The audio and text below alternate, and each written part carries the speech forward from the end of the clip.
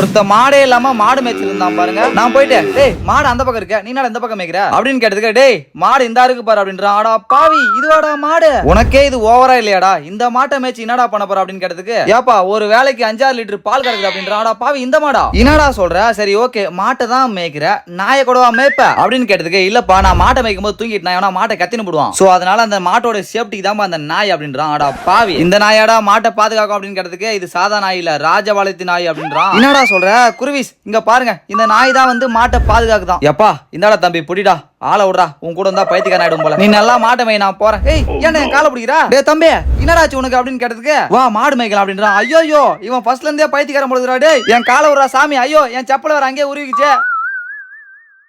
டேய் இந்த மாட்டை மேய்ச்சி என்னடா பண்ண போற?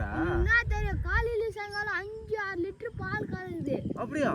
சரி நாய் எதுக்கு? நான் அசந்து வந்து மாடு யாருன்னா ஓடி போயிட்டாங்களா என்ன பண்றது, அதான் அதுக்காடா. ஏய் அது என்னடா நாய்? நீ நினைக்கிறமே சாதா நாய், ராஜபாளையத்து நாய். ராஜபாளையத்து நாயா? அதுவா? டேய் டேய் இதுவாடா ராஜபாளையத்து நாய்? இதுவாடா ராஜபாளையத்து நாய்? டேய் பார்க்க பசு மாடு மாரி இருக்குது, இதை போய் ராஜபாளையத்து நாயின்றியடா, இதை போய் ராஜபாளையத்து நாயின்றாங்க. தயவு செஞ்சு ஆளை விடுறப்பா, மாடு மேய்க்க நான் வரலடா.